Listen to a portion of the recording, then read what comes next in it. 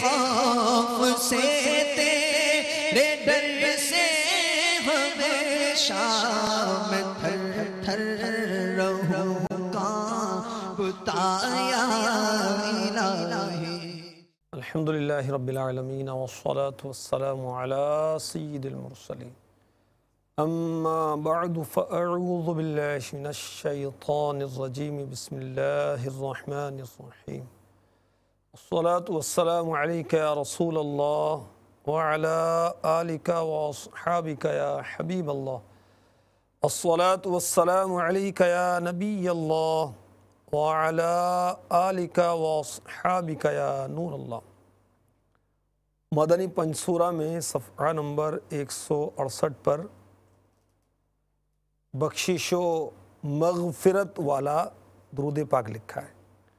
اللہم صلی علی محمد کلما ذکرہ الذاکرون وصلی علی محمد کلما غفل عن ذکرہ الغافلون۔ اس کے بارے میں لکھا ہے کسی شخص نے حضرت سیدنا امام شافعی علیہ رحمۃ اللہ الکافی کو وفات کے بعد خواب میں دیکھا اور حال پوچھا، فرمایا اللہ تعالیٰ نے اس درود پاک کی برکت سے میری بخشش فرما دی۔ صلو علی الحبیب صلی اللہ تعالی علی محمد۔ مدنی چینل کے ناظرین، ہمیں ڈرنا چاہیے، گناہ نہیں کرنے چاہیے، اللہ تعالیٰ کی گرفت سے ڈرنا چاہیے، اس کی خفیہ تدبیر سے ڈرنا چاہیے۔ اس نے نافرمانوں کے لیے، فجار کے لیے، کفار کے لیے جو عذابات رکھے ہیں اسے ڈرنا چاہیے، گناہ نہیں کرنے چاہیے۔ اور یاد رہے، اللہ تعالیٰ کی رحمت سے مایوس ہونا یہ بھی گناہ کبیرہ ہے۔ اللہ کی رحمت سے مایوس نہیں ہونا چاہیے، یہ بھی گناہ ہے۔ چاہے 1000 گناہ کیے، ہم نے کتنے بھی گناہ کیے، لیکن اس کی رحمت سے کم ہی کم ہے۔ وہ برادر اعلی حضرت حسن رضا خان علی رحمۃ الرحمن فرماتے ہیں نا، تیری رحمتوں سے کم ہے میرے جرم اس سے زائد، نہ مجھے حساب آئے نہ مجھے شمار آئے۔ میں شمار نہیں کر سکتا، میرے جرم کتنے، میرے گناہ کتنے، کوئی شمار نہیں، مگر میں اتنا جانتا ہوں کہ تیری رحمتوں سے کم ہے، تیری رحمتوں سے کم ہی کم ہے۔ تو اللہ تبارک و تعالی کی رحمت سے نا امید ہونا گناہ کبیرہ ہے۔ یہ جہنم میں لے جانے والے اعمال صفحہ نمبر 297 پر لکھا ہے، اور حضرت سیدنا ابن مسعود رضی اللہ تعالی عنہ کی روایت میں اسے اکبر الکبائر یعنی بہت بڑا گناہ لکھا ہے، کیونکہ اللہ تبارک و تعالی کی رحمت سے مایوس کون؟ کافر۔ ہم تو مسلمان ہیں، ہم تو اللہ تبارک و تعالیٰ کی وحدانیت کا اقرار کرنے والے ہیں، اس کے محبوب علیہ الصلوۃ والسلام کی رسالت کی گواہی دینے والے ہیں، ہم مسلمان ہیں۔ ہمیں اللہ کی رحمت سے مایوس نہیں ہونا چاہیے۔ اللہ کی رحمت سے مایوس ہونا کفر ہے، کفر۔ کس طرح؟ دیکھیں سنیں، پارہ 13 سورہ یوسف آیت نمبر 87، ترجمہ کنز الایمان۔ اور اللہ کی رحمت سے نا امید نہ ہو، بے شک اللہ کی رحمت سے نا امید نہیں ہوتے مگر کافر لوگ۔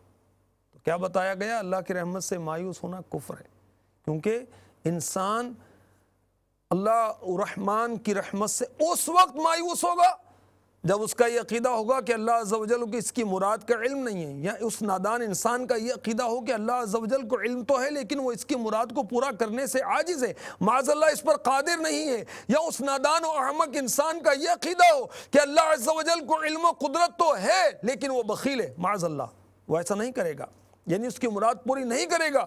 یہ تمام باتیں کفر ہیں، کیونکہ اللہ تعالی علیم و خبیر ہے، قادر و قدیر ہے، کریم و جواد ہے۔ تو بندہ مومن کو چاہیے کہ اللہ تعالیٰ سے رحمت کی امید رکھے۔ جو نیکیاں کرتے ہیں انہیں گناہ گاروں کو حقیر نہیں جاننا چاہیے، تفسیر بغوی میں ہے، اس کا خلاصہ ہے کہ میرے آقا علیہ الصلوۃ والسلام نے فرمایا بنی اسرائیل میں دو آدمی تھے، دونوں ایک دوسرے سے محبت کرتے تھے، ایک عبادت گزار دوسرا گناہ گار۔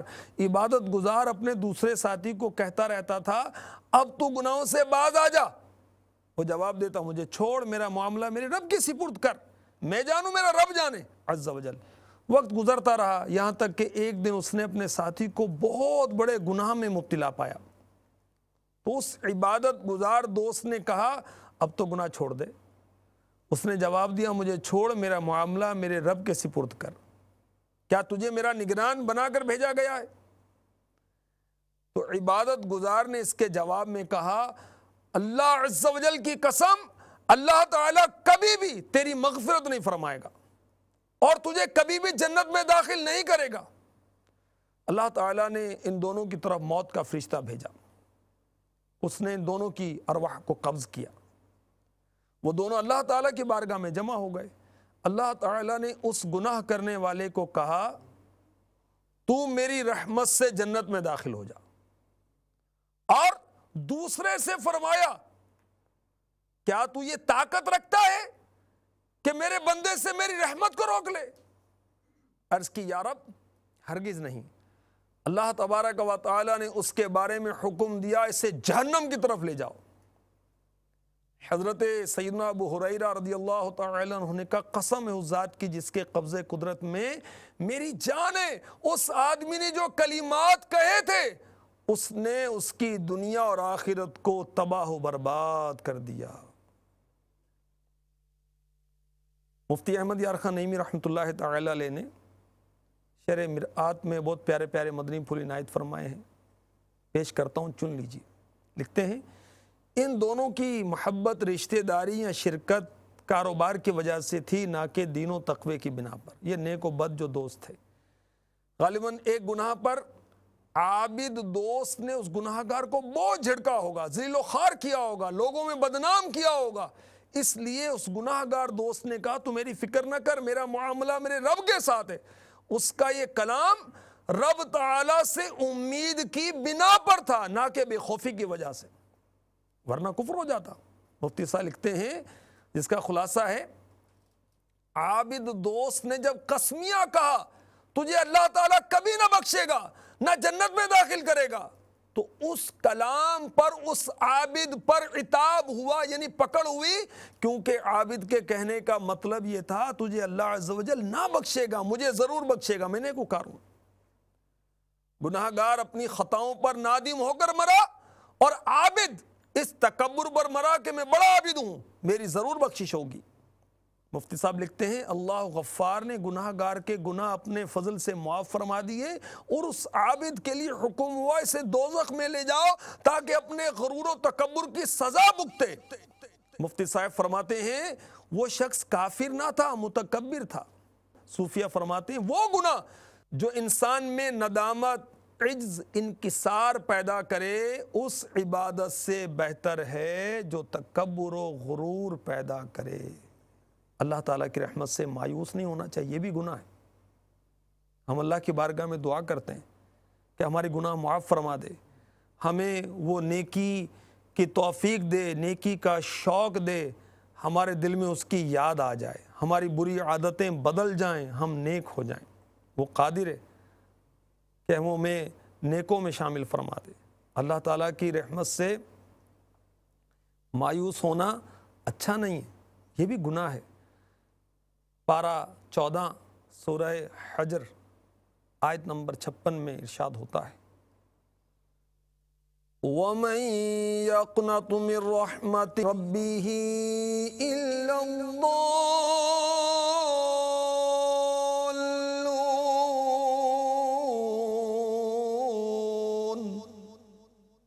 ترجمہ کنز الایمان، اپنے رب کی رحمت سے کون نا امید ہو مگر وہی جو گمراہ ہوئے۔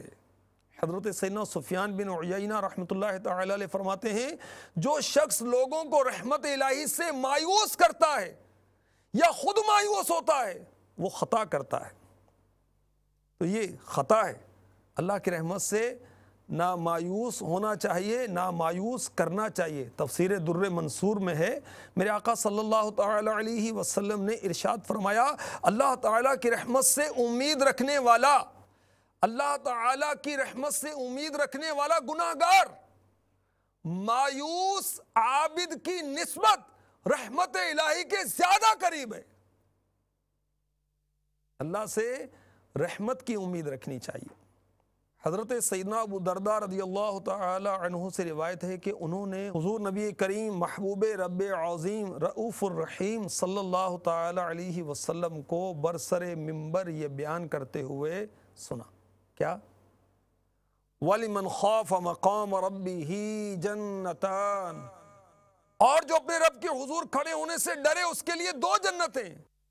عرض کی یا رسول اللہ صلی اللہ تعالی علیہ وآلہ وسلم، اگرچہ اس نے زنا کیا اور چوری کی، تیسری مرتبہ پھر فرمایا وَلِمَنْ خَافَ مَقَامَ رَبِّهِ جَنَّتَانِ۔ پھر عرض کی اگرچہ اس نے زنا کیا، چوری بھی کی، فرمایا اگرچہ وہ ایسا بھی کرے ابو درداء کی ناک خاک آلود ہو، یعنی وہی ہوگا جو اللہ تعالی نے فرما دیا ہے۔ تو مدنی چینل کے ناظرین، گناہ صغیرہ ہوں یا کبیرہ، تمام کے تمام اللہ تعالیٰ کی ناراضی اور اس کے عذاب تک لے جانے والے ہیں، مگر جبکہ مغفرت بندے کی چارہ سازی کرے تو اللہ تعالیٰ کی رحمت سے مایوس نہیں ہونا چاہیے، وہ بہت کریم ہے۔ میرے آقا علیہ الصلوۃ والسلام نے ارشاد فرمایا، اللہ عز و جل سے برا گمان رکھنا سب سے بڑا گناہ ہے۔ مولا علی مشکل کشا کرم اللہ تعالی وجہہ الکریم ارشاد فرماتے ہیں، یہ کنز العمال کی حدیث پاک ہے، حدیث نمبر ہے 4322، سب سے بڑا گناہ اللہ عز و جل کی خفیہ تدبیر سے بے خوف ہونا، اس کی رحمت سے مایوس ہونا اور نا امید ہونا ہے۔ تو اللہ تبارک و تعالیٰ کی رحمت سے نا امید نہیں ہونا چاہیے۔ کیا ہونا چاہیے؟ خوف اور امید کے درمیان۔ حلیات الاولیاء حدیث نمبر 142، امیر المؤمنین حضرت سیدنا عمر فاروق اعظم رضی اللہ تعالی عنہ فرماتے ہیں، اگر آواز دی جائے کہ ایک شخص کے سوا سب جہنم میں چلے جائیں تو مجھے امید ہے کہ وہ یعنی جہنم میں نہ جانے والا شخص میں ہوں گا، اور اگر اعلان کیا جائے کہ ایک آدمی کے علاوہ سب جنت میں داخل ہو جائیں تو مجھے خوف ہے کہ کہیں وہ یعنی جنت میں داخلے سے محروم رہنے والا میں نہ ہوں۔ حضرت مولا علی مشکل کشا کرم اللہ تعالی وجہہ الکریم کا ارشاد احیاء العلوم میں امام غزالی رحمۃ اللہ تعالی علیہ نے لکھا، آپ نے اپنے صاحبزادے سے فرمایا، بیٹے اللہ تعالیٰ سے ایسا خوف رکھو کہ تمہیں گمان ہونے لگے کہ اگر تم تمام اہل زمین کی نیکیاں اس کی بارگاہ میں پیش کرو تو وہ انہیں قبول نہ کرے، اور اللہ تعالیٰ سے ایسی امید رکھو کہ تم سمجھو کہ اگر سب اہل زمین کی برائیاں لے کر اس کی بارگاہ میں جاؤ گے تو بھی تمہیں بخش دے گا۔ تو خوف بھی ایسا ہونا چاہیے، چاہے کتنی نیکیاں کر لیں ڈرتے رہیں اس سے، وہ بے نیاز ہے، اس کو ہماری نیکیوں کی حاجت نہیں ہے۔ اور اگر گناہ کتنے بھی ہو جائیں، گناہ ہو گئے، نافرمانی ہو گئی، تو بھی اس کی رحمت سے نا امید نہیں ہونا چاہیے۔ وہ مولا بہت مہربان ہے، جنت میں لے جانے والے اعمال سے میں آپ کو حدیث پاک سناؤں، سنن ترمذی حدیث نمبر 3551، حضرت سیدنا انس رضی اللہ تعالی عنہ سے روایت ہے، میں نے شہنشاہ خوش خصال پیکر حسن و جمال دافع رنج و ملال صاحب جود و نوال رسول بے مثال بی بی آمینہ کے لال صلی اللہ تعالی علیہ وسلم کو فرماتے ہوئے سنا، ارشاد فرمایا، اللہ عز و جل نے، اے ابن آدم جب تو مجھے پکارتا ہے اور مجھ سے امید رکھتا ہے تو میں تیرے گناہوں کی بخشش فرما دیتا ہوں اور مجھے کوئی پرواہ نہیں۔ اے ابن آدم اگر تیرے گناہ آسمانوں کی بلندی تک بھی پہنچ جائیں پھر تو مجھ سے بخشش مانگے تو میں تیری خطائیں بخش دوں گا۔ اے ابن آدم اگر تیرے گناہ آسمانوں کی بلندی تک بھی پہنچ جائیں پھر بھی تو مجھ سے بخشش مانگے تو میں تیری خطائیں بخش دوں گا۔ اے ابن آدم، اگر تو میرے پاس گناہوں سے زمین بھر کر بھی لے آئے، پھر بھی مجھ سے اس حال میں ملاقات کرے کہ تو نے میرے ساتھ کسی کو شریک نہ ٹھہرایا ہو، میں تجھے زمین بھر مغفرت عطا فرما دوں گا۔ اللہ کی رحمت سے مایوس نہیں ہونا چاہیے۔ مسند امام احمد بن حنبل حدیث نمبر 22,133، حضرت سیدنا معاذ بن جبل رضی اللہ تعالی عنہ سے روایت ہے، تاجدار رسالت، شہنشاہ نبوت، مخزن جود و سخاوت، پیکر عظمت و شرافت، محبوب رب العزت، محسن انسانیت صلی اللہ تعالی علیہ وآلہ وسلم نے فرمایا، اگر تم چاہو تو میں تمہیں بتاؤں کہ اللہ تعالیٰ سب سے پہلے مومنین سے کیا فرمائے گا، اور وہ یعنی مومنین اللہ عز و جل کی بارگاہ میں کیا عرض کریں گے۔ حضرت سیدنا معاذ بن جبل رضی اللہ تعالی عنہ فرماتے ہیں، ہم نے عرض کی، جی ہاں یا رسول اللہ صلی اللہ تعالی علیہ وسلم، ضرور بتائیے۔ فرمایا، اللہ عز و جل مومنین سے فرمائے گا، کیا تم مجھ سے ملنا پسند کرتے تھے؟ وہ عرض کریں گے، جی ہاں یا رب عز و جل۔ اللہ عز و جل فرمائے گا، کیوں؟ مومنین عرض کریں گے، ہم تیرے عفو یعنی معافی اور بخشش کی امید رکھتے تھے۔ اللہ تعالیٰ فرمائے گا، میں نے تمہیں اپنی بخشش عطا فرما دی۔ تو بے حساب بخش کے ہے بے شمار جرم دیتا ہوں واسطہ تجھے شاہ حجاز کا اللہ دیتا ہوں واسطہ تجھے شاہ حجاز کا۔ بندے پہ تیرے نفس نعی ہو گیا محیط، اللہ کر علاج میری حرص و آز کا۔ مانند شمع تیری طرف لو لگی رہے، دے لطف میری جان کو سوز و گداز کا، دے لطف میری جان کو سوز و گداز کا۔ مدنی چینل کے ناظرین، میرے آقا علیہ الصلوۃ والسلام فرماتے ہیں، بے شک اللہ عز و جل سے اچھا گمان رکھنا بہترین عبادت ہے۔ حضرت سیدنا عبداللہ ابن مسعود رضی اللہ تعالی عنہ فرماتے ہیں، اس ذات پاک کی قسم جس کے علاوہ کوئی معبود نہیں، جب بندہ اللہ عز و جل سے اچھا گمان رکھتا ہے تو اللہ عز و جل اس کے گمان کے مطابق اسے عطا فرماتا ہے، کیونکہ تمام بھلائیاں اسی رب عز و جل کے دست قدرت میں ہیں۔ تو بندہ مومن خوف اور امید کے درمیان میں ہوتا ہے۔ یاد رکھیں، توبہ کی امید پر گناہ نہیں کرنا چاہیے، گناہ سے بچنا چاہیے، ڈرنا چاہیے۔ گناہ میں اللہ تعالیٰ کی ناراضی ہے، گناہ میں جہنم ہے، اور اگر گناہ ہو جائیں تو اس کی رحمت سے مایوس نہیں ہونا چاہیے، رجوع کرنا چاہیے، توبہ کرنی چاہیے کہ یا اللہ اب نہیں کروں گا، اب نہیں کروں گا۔ جب بندہ سچی توبہ کرتا ہے، اللہ تبارک و تعالیٰ بندے کے سارے گناہ معاف فرما دیتا ہے۔ گناہ کا اقرار کرے، گناہوں پر ندامت کا اظہار کرے اور پکا عزم کرے کہ اب گناہ نہیں کروں گا، تو مولا تعالیٰ کی رحمت سے امید ہے کہ وہ سارے گناہ معاف فرما دے گا۔ اللہ تبارک و تعالیٰ ہمیں اپنا خوف عطا فرمائے، گناہوں بھری زندگی سے نجات عطا فرمائے، نیکیوں بھری زندگی عطا فرمائے، آمین بجاہ النبی الامین صلی اللہ تعالی علیہ وسلم۔ تیرے خوف سے تیرے ڈر سے ہمیشہ میں تھر تھر رہوں گا، بتایا الہی